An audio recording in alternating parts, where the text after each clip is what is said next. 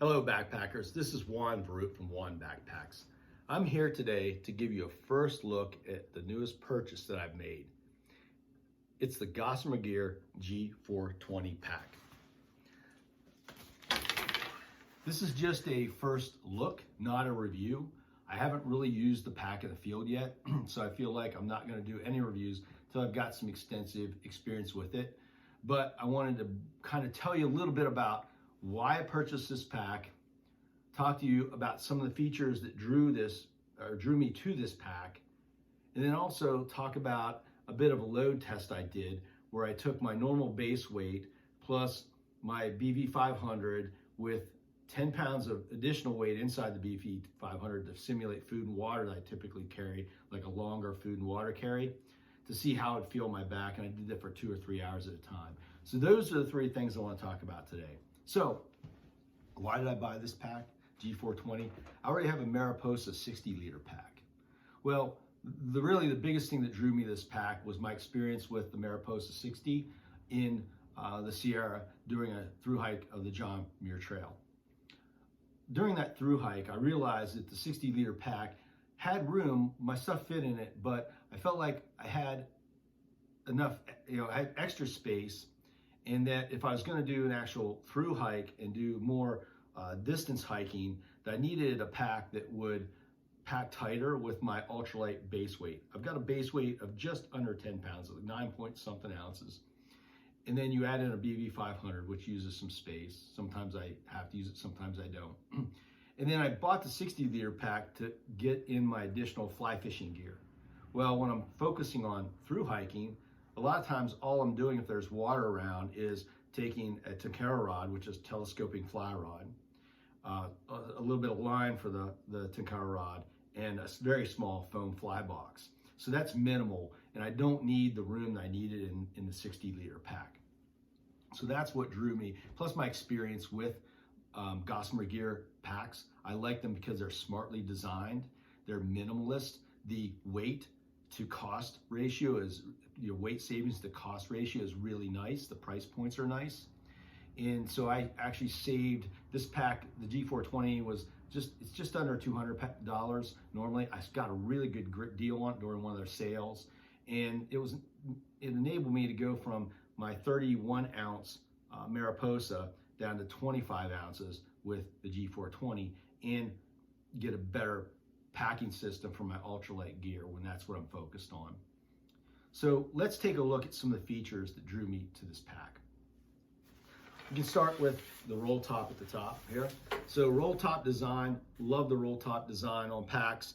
It allows you to expand or contract, depending on where in the pack your gear comes, the top of your gear. I think that's really important because you can really tighten up your gear that way, secure it better in your pack so the load doesn't shift around. So I really like the roll top closure on the G4-20. The other thing that G4-20 does for you, you can take the two roll top sides here, bring them down on the pack, and there's actually a strap here connected to the side on a loop. This strap is actually removable, so if you don't want to do this, you don't have to. You can literally remove this whole strap system here on both sides, but you can clip in the roll top into this strap side and then cinch it down and tighten your load even more. And so it happens you can do that on both sides of the pack.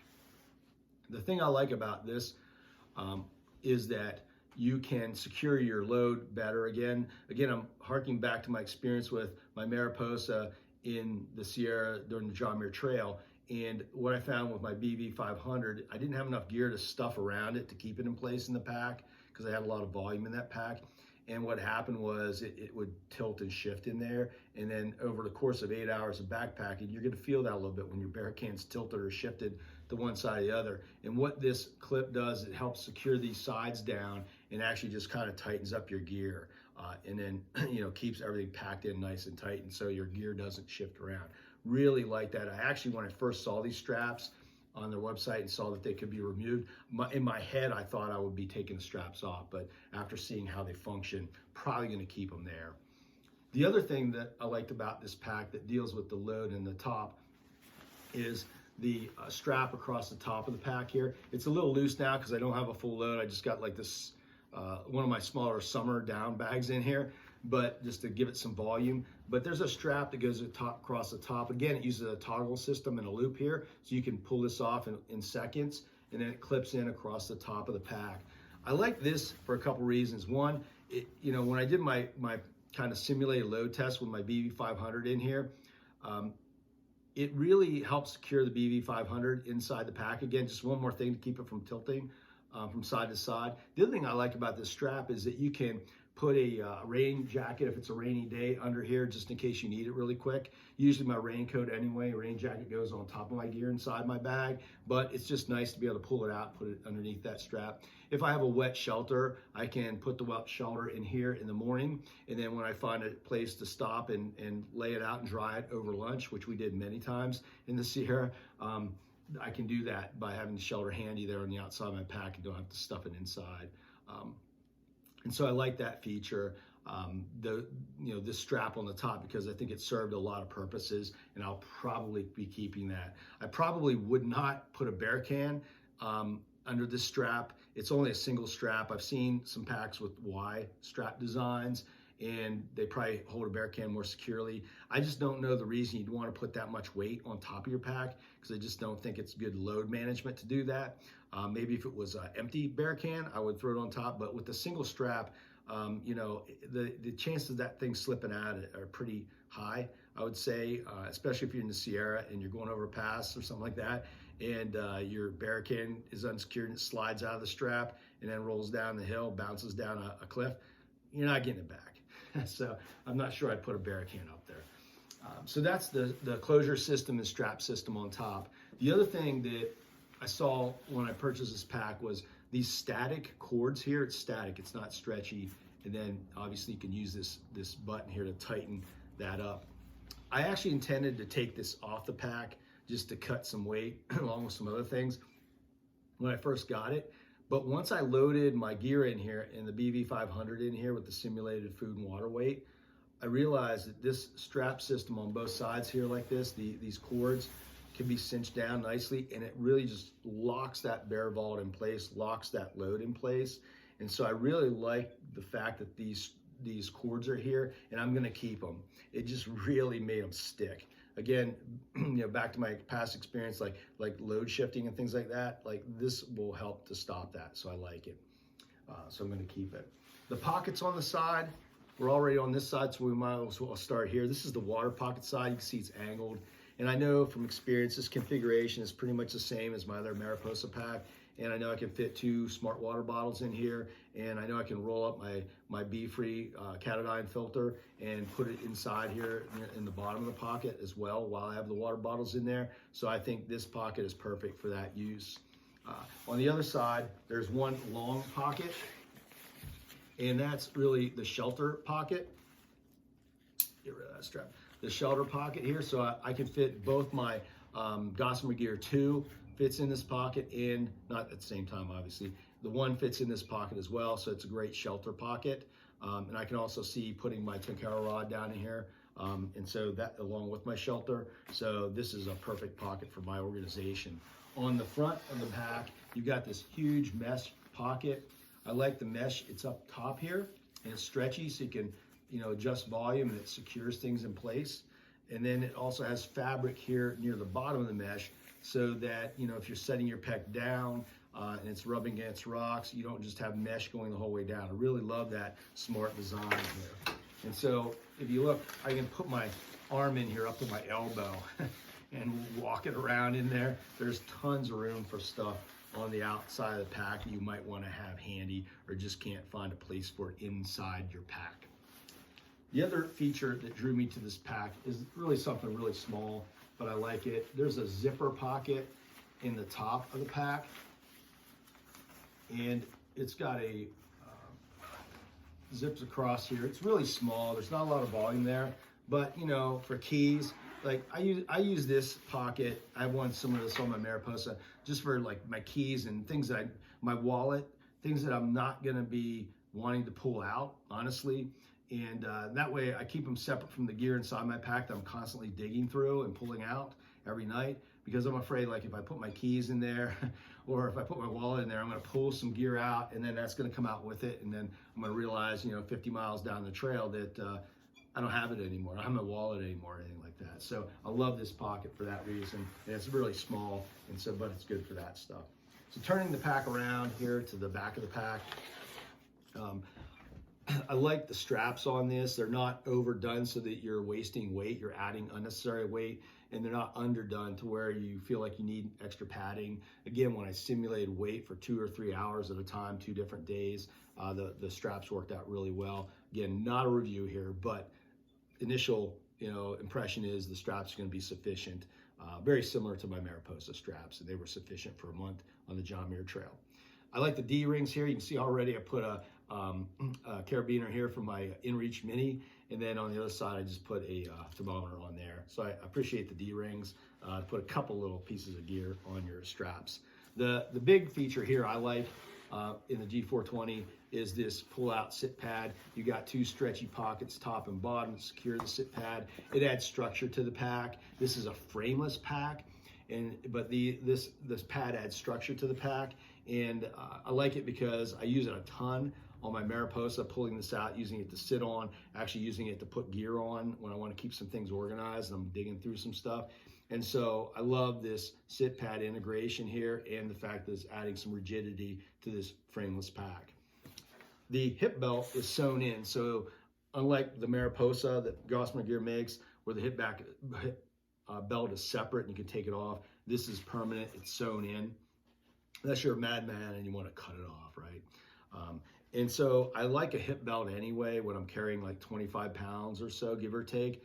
And so I think that this is going to work out well for me. I did notice that on the new version, this is the newer version of the G4-20 I just bought this year, they have zip pockets on both sides of the hip belt. On the older versions, they had one zip side and one zip pocket on one side. The other side, they had a mesh pocket with just an open with no closure. And a lot of folks struggled to say, well, what would I put in there besides snacks? And what if things start falling out of this pocket? And it's really cool that Gossamer Gear heard that feedback. It was all over YouTube. People reviewing thought, why would you do that? Just put a zip pocket on both sides. That's kind of how I felt about it. And I was glad to see that they changed that. So they are listening. That's a good thing. In the belt, obviously normal clip up front.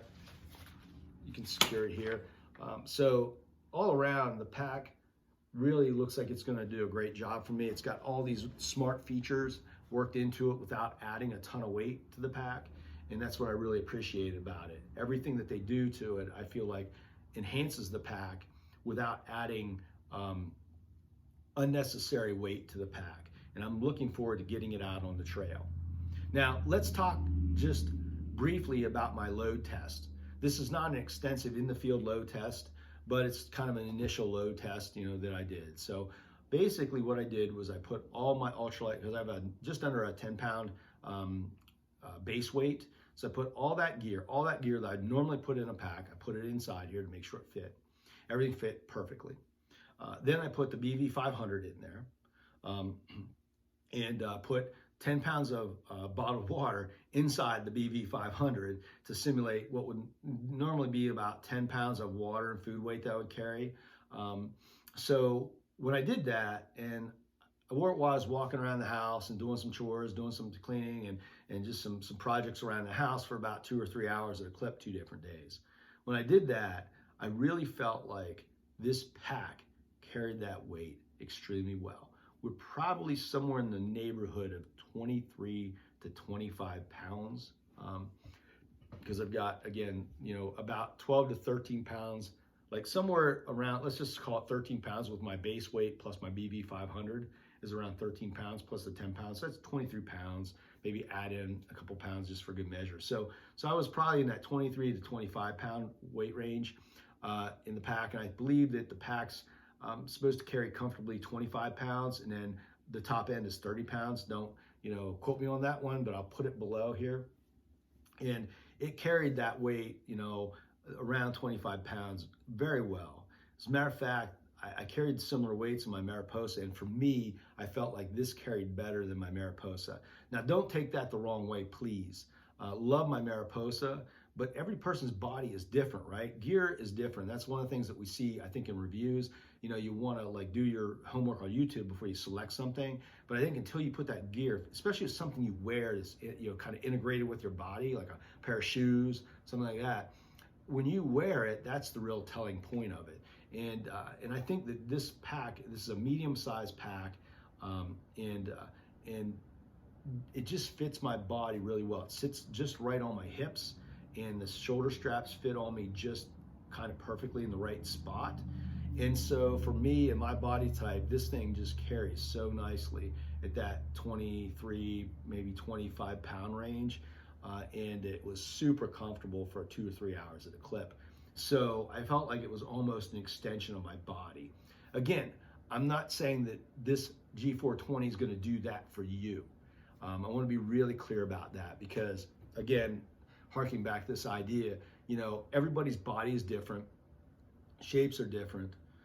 There are recommendations, right? I have a 19.5 inch, pack, the measurement for a pack is 19.5 inches. So that should fall me in a medium, but I know I might try to medium in another type of pack or another model of pack, and it's not going to work. I have to go to a different size. It's just a difference in the way, you know, I'm shaped and in my body and how I move and all those things. So, but for me, this pack really set well on my hips. The adjustability doesn't have load lifters like the Mariposa does, but the adjustability of the straps, the hip belt, and just how it sat on me really carried that weight fantastic for those total of maybe 6 hours and 2 different times I did it. So, I did the simulation. So I'm looking forward to getting this out on the trail, probably within the next couple months. I've got a backpacking trip planned, multi-day at the end of March here in Pennsylvania. And like I said earlier, I think I mentioned earlier, I'm going to be doing the High Sierra Trail from west to east in the Sierra, California, this coming July. And so after I do that, I will actually do a full review of this pack once I have time with it in the field. And so hopefully you'll look forward to that when I have that review. And until then, folks, get out and do some backpacking. Get out there and see some cool stuff. See you next time.